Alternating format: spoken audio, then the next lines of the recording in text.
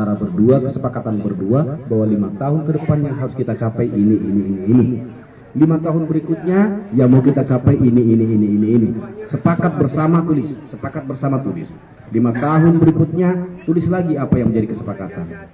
Sampai anggaplah di ujung akhir kehidupan kita apa tujuan yang harus kita capai, apa planning yang kita rencanakan harus kita capai. Enggak mungkin, karena tujuan akhir dari sungai kehidupan itu tujuan akhirnya hanya ada 2 pilihan di situ. Kalau enggak kita masuk ke surga, pasti masuk ke neraka. Hanya ada 2 aja. Oleh karena itu perlu tadi direncanakan 5 tahun pertama, 5 tahun kedua, 5 tahun ketiga, 5 tahun keempat, dan seterusnya sampai akhir itu. Jangan sampai kita punya tujuan adalah masuk ke nerakanya Allah. Oleh karena itu, untuk masuk ke dalam surganya Allah, itulah tergantung 5 tahun itu apa yang akan kita lalui. Itu catat baik-baik bersama berdua. Kemudian kalau perlu sudah dicatat baik-baik, kemudian dibingkai, dilaminatin, simpan. Setiap kali, setiap waktu, buka kembali. Ini yang kita mau capai, ini yang kita mau capai. Artinya apa? Karena dalam membangun rumah tangga itu tidak semulus dengan apa yang kita bayangkan. Sekarang ini indah, tapi belum tentu nanti 2 bulan, 3 bulan, 4 bulan, 1 tahun, 2 tahun berikutnya belum tentu akan indah selamanya.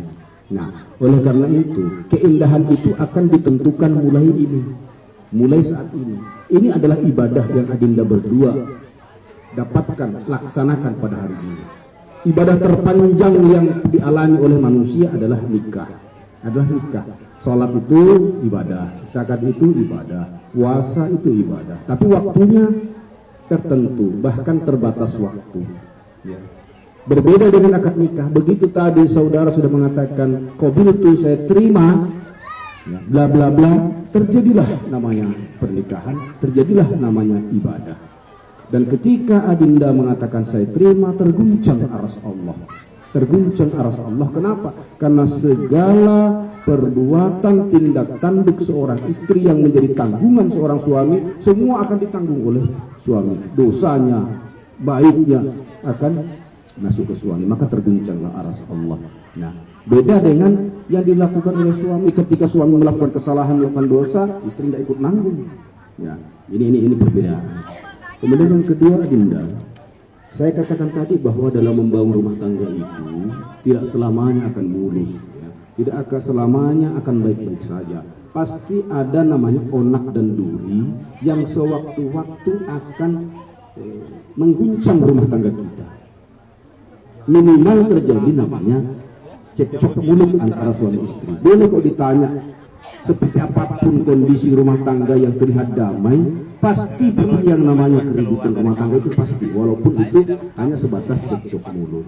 Oleh karena itu ketika terjadi cekcok mulut, itulah fungsinya tadi, ketika membuat catatan-catatan kecil yang direncanakan bersama 5 tahun, ketika ada cekcok mulut, itulah tadi yang harus kita ambil kembali. Buka kembali bersama, perhadapkan dengan kita pasangan suami istri. Jangan ribut, kasihan. Ini hal-hal yang kita sudah rencanakan, kita sudah tulis bersama, kita mau suarakan bersama, kita mau capai, kenapa ribut? Selesai. Kemudian kalau sudah terjadi keributan, baca itu semua, jangan lagi ada yang saling menyalahkan. Hati-hati dengan lisan kita. Jangan sampai suami terlalu mudah menyalahkan istri, atau istri terlalu mudah juga menyalahkan suami. Itu yang paling membuat rumah tangga itu mudah kacau karena itu. Oleh karena itu, ketika terjadi permasalahan dari rumah tangga, pesan saya, jangan saling menyalahkan. Jangan saling menunjuk pasangan kita yang bersalah. Jangan mengatakan kamu yang salah. Pasti kalau seorang suami mengatakan dan menunjuk kepada istrinya ketika ada permasalahan, kamu yang salah, istri pasti tidak terima. Karena menurut istri paling dia yang mengatakan saya yang benar. Akhirnya seorang istri juga mengatakan bukan saya yang salah, tapi kamu yang salah. Nah, kalau ini sudah saling tunjuk kamu yang salah, sulit diperbaiki. Tapi bagaimana cara memperbaikinya? Bagaimana cara menyelesaikannya? Katakan kepada pasangan kita, kalaupun terjadi permasalahan kecil ribut rumah tangga, suami segera datangi istrinya, peluk istrinya, cium istrinya, bisikkan ke telinganya, adinda, adik, maaf, bukan kita yang salah kasihan, tapi saya yang salah, maafkan saya. Begitu sebaliknya, Kalau suami sudah datang kepada istri, peluk istrinya, bisikkan ke telinganya, sampaikan kepada istrinya bahwa maaf, bukan kita yang salah kasihan bunda, tapi aku yang salah. Istri jangan mentang-mentang suaminya juga sudah mengucapkan permohonan maaf, mengakui kesalahan, walaupun belum tentu suami salah. Istri segera peluk kembali suaminya, peluk suaminya, bisikkan ke telinganya, sampaikan kepada suaminya, iya tabe kanda, tabe suamiku, bukan kita yang salah, tapi saya yang salah, maafkan saya. Ini paling enak selesai rumah tangga kalau dalam menyelesaikan permasalahan itu berebut salah ketimbang berebut benar. Ya. Yang ketiga, Adinda, rumah tangga yang saat ini dibangun, sekali lagi saya katakan bahwa tidak semudah dengan apa yang kita bayangkan. Gangguan, godaan, onak dan duri, terutama di masa digital seperti sekarang ini luar biasa, luar biasa. Oleh karena itu, ketika terjadi permasalahan jangan curhat kemana-mana, jangan curhat kemana-mana. Kalaupun kepada orang tuanya jangan, tapi curhatlah dulu kepada Allah Subhanahu Wa Taala. Curhat kepada Allah, ambil air wudhu, sholat sunnah, minta petunjuk kepada Allah Subhanahu Wa Taala untuk segera menyelesaikan permasalahan rumah tangganya. Kalau juga tidak tenang dan sebagainya, sudah berupaya semaksimal mungkin, dan harus untuk kita curhat kepada orang lain, curhatlah kepada orang yang kira-kira bisa memberikan kedamaian dalam rumah tangga kita. Sebab orang yang kita mintai petunjuk, mintai nasihat, itu tidak selamanya senang dengan kita. Belum tentu. Boleh jadi yang kita katakan bahwa itu sahabat, boleh jadi itu yang kita katakan sebagai orang yang bisa kita mintai pertolongan.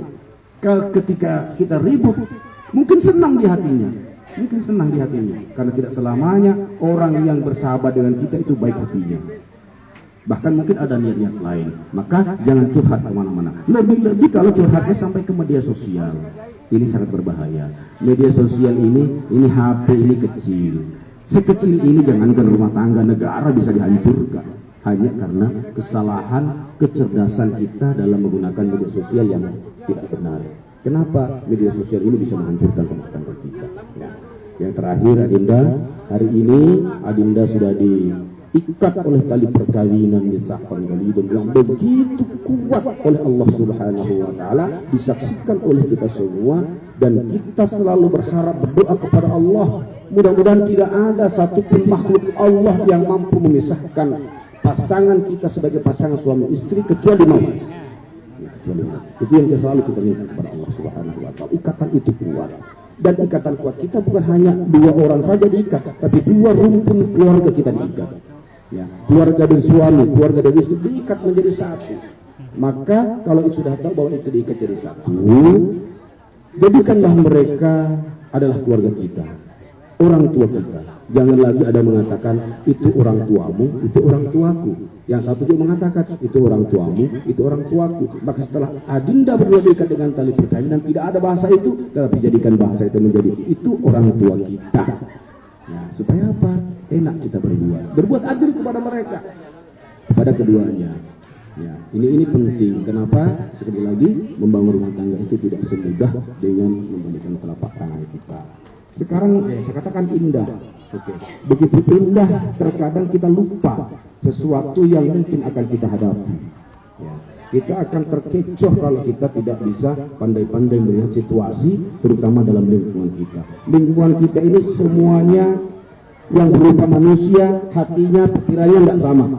Pikirannya tidak sama. Oleh karena itu kita pandai-pandai membawa diri di dalam bergaul di masyarakat, karena masyarakat kita ini bukan satu hati, bukan satu pikiran. Boleh jadi mereka dengan pernikahan kita ada yang cemburu, ada yang nggak senang dan sebagainya. Maka hati-hati yang seperti itu.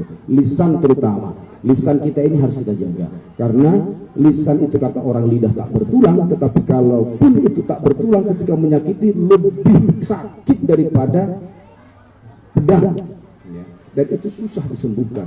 Ya. Ibarat sebuah hati yang dilukai karena lisan, hati itu akan keriput dan keriput. Ketika keriput, hati itu susah untuk kembali. Nah, oleh karena itu ini semua yang harus kita perhatikan dalam membangun rumah tangga, sehingga cita-cita mewujudkan keluarga sakinah, mawaddah warahmah itu benar-benar terwujud. Sakinah itu sekali lagi bukan berarti rumah tangga menanti tidak akan pernah terjadi namanya keributan, bukan itu. Sakinah itu bukan berarti rumah tanggamu tidak pernah cekcok, bukan itu.